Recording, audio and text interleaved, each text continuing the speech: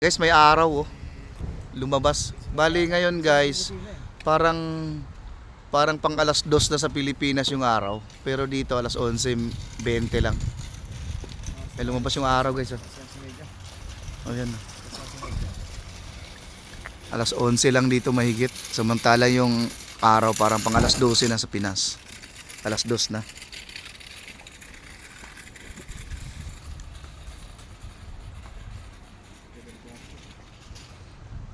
Ang sarap pakiramdaman yung init ng araw dito kahit halos hindi siya lumalabas oh.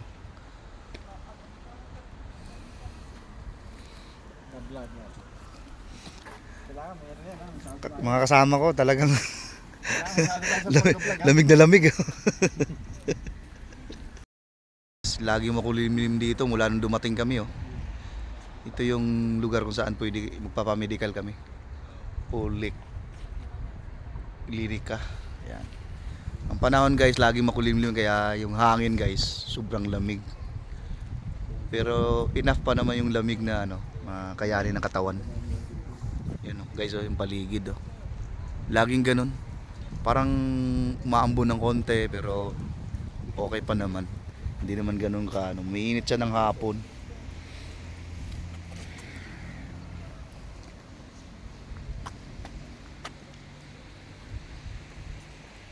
Kung suot ko sana yung Canada na damit ko guys, kukuha sana ako ng dahon doon. Yan yung dahon ng pang Canada na nakadikit doon sa plug nila. Dito parang nagpunta ka ng Tagaytay, malamig. Sarap sa pakiramdam. Makakalimutan mo na dito yung yung init ng Pilipinas, hanap-hanapin mo na. Hanap-hanapin mo na ngayon. Sa sobrang lamig. Tsaka yung hangin guys, masarap sa tenga oh. Parang malamig-lamig na ewan, hindi maintindihan. Tsaka malamig sa kamay, ang hangin. Pero masarap sa pakiramdam guys. Kaso parang nanunuyo yung balat ko oh. Parang nagda-dry.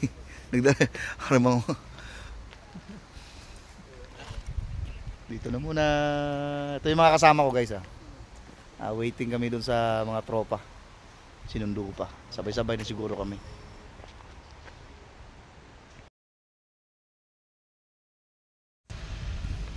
Guys, good afternoon. Guys, hangin pa lang. Ayaw mo nang gusto. Hindi mo nagugusto yung humangin. Lalamig ang panahon. Diyan sa Pinas guys, kapag ka humangin, napakasarap sa pakiramdam. Dito, hindi mo nagugustuhin yung humangin. Parang ayaw mo na dito. Yung panahon na yan guys, oh, na parang maulan. Grabe guys. Nag-iipon ng lamig yan. Yung sumilip ang araw guys na gano'n, oh, yung sisilip ang araw. Nandito yung araw guys, oh, parang alas 2 or alas 3 ng hapon sa Pinas. Pero dito guys, nasa around alas 12 lang. Ang sarap sana sa pakiramdam yung malamig. Kaso mo nga lang, pag humangin, grabe. Mararamdaman mo talaga yung yung lamig eh. Mangangatal talaga yung kamay mo. Ayan, nangungulubot yung kamay ko guys. Oh. Kasi malamig talaga eh. Hindi pa nag-i-snow dito guys. Oh. Hangin pa lang yan. Why you did not eat rice and soup? Pakiramdam na masarap dahil malamig, dahil wala to sa Pinas, bihira itong ganitong pakiramdam. Ito guys, kasama ko balot na balot. Balot na balot. Ikaw ba naman, yung lamig eh. While watching, look at Bike guys oh. Ganda oh. Yan. bike na lang kaya ako. Diuri guys ang tatak oh. Ano yan? Tsaka e-bike pala to guys oh. Napakaganda guys oh. Yan oh.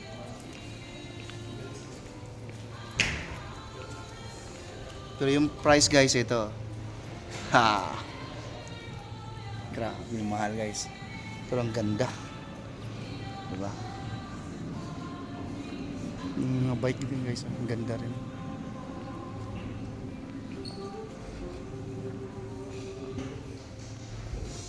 Shopping mall. Bibili lang ako ng bonnet kasi wala akong bonnet guys. 149. Ito na yung pinaka-mura, pinaka-cheap nila dito.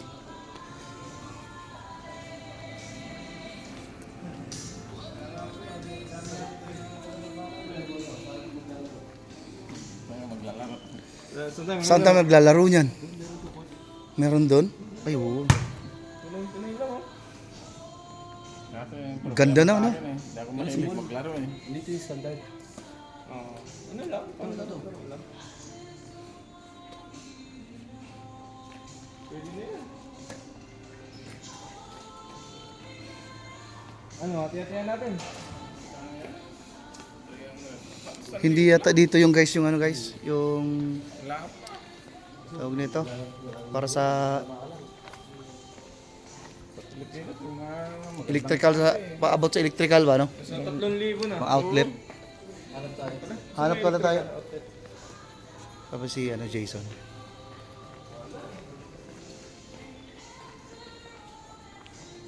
Wala.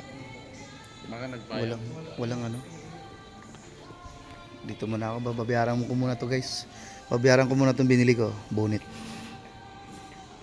Guys, maghanap kami ng adapter dito ng ano, sa outlet namin kasi iba yung ano nila dito guys. Ganito ang outlet nila guys, oh. Sa Pinas, Dito guys sa outlet nila ganito. Ganito. Tapos may charger. Kung magtatambay ka dito guys, pwede kang mag-charge doon, no? Sa SM sa Pilipinas guys, hindi ka pwede mag-charge sa ganito. Bawal. Pero sa kanila pwede, no?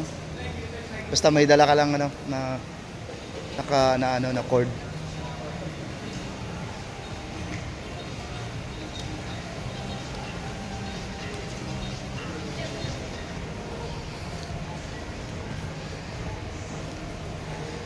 Hahanap kami ng para sa pang tawag doon, utensil siguro guys, tawag doon.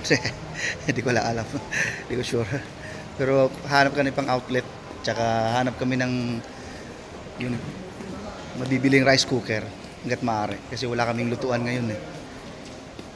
Kaya hindi pa kami makabili ng bigas kasi talagang mahirap dahil wala kaming mabilhan, tsaka hindi namin kabisado yung lugar kaya ito hanapin pa namin.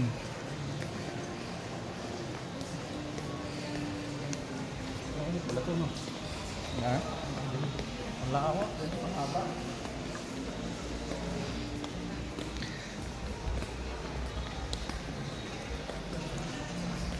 Clothing guys, oh. Siguro diyan bibili yung mga ano.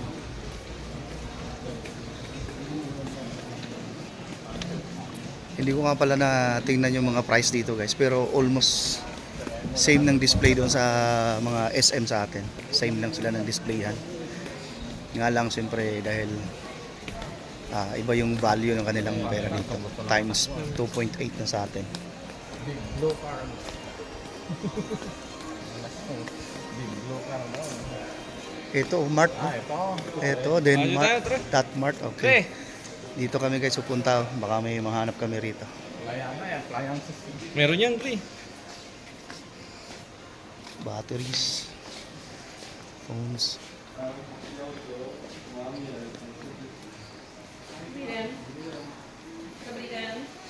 Добрий день.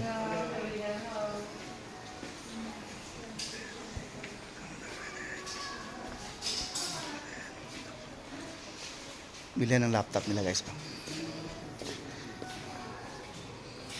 Laptop nila it's 20. LQ 28 crown.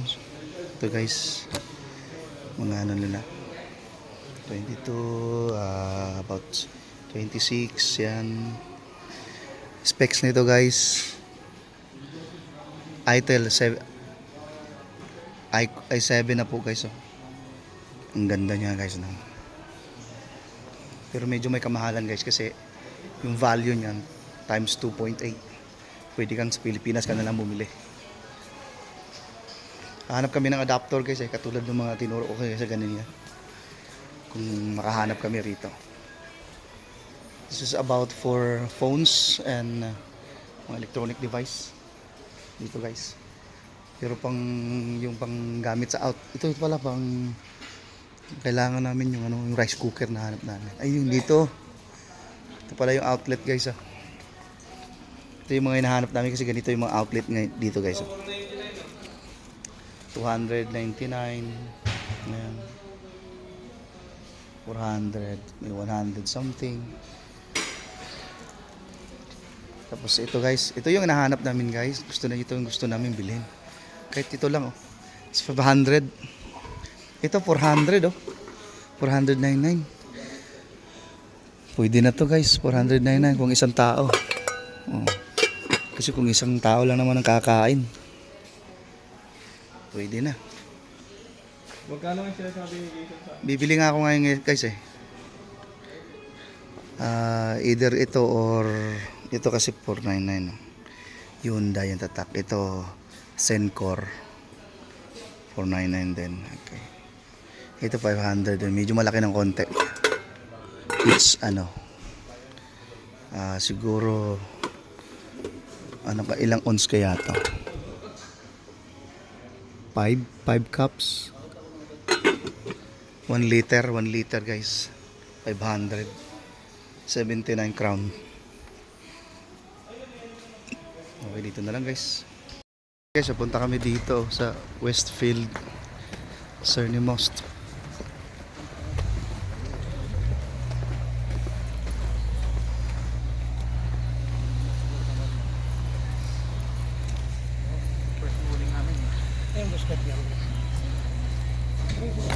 Mall ito guys, mall. Nagmo-mall kahit walang pera. Ito hanggang dito na lang siguro guys. Pasok kami, pasok. Yung mga mall pala dito guys, wala siyang aircon installation. Walang mga aircon ng mall dito. Kasi gusto nila mainit ang lugar. Kaya pagpasok namin guys, yung aura ng init ng ng ambient. Medyo masarap sa pakiramdam kasi mainit. Kasi walang ito yung mall sa kanila guys. May Douglas. Yan.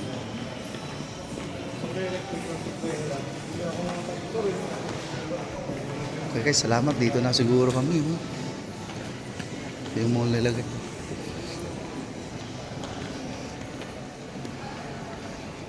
Malaki din guys. Pero yung pakiramdam ko dito mukhang masarap pakiramdam ko kasi medyo mainit yung mainit yung ambient. Guys, walang aircon dito ha. Walang aircon installation dito. Mukhang hindi patok dito yung aircon tech. Kasi wala talaga siyang aircon no. Kahit yung mga ceiling niya walang nakalabas na mga ventilator para palamigin yung area. Sa Pilipinas lang yata uso yun guys, yung yung HVAC. Yung HVAC nila siguro dito painit. Ay, dito na muna kami guys. Dito na muna kami.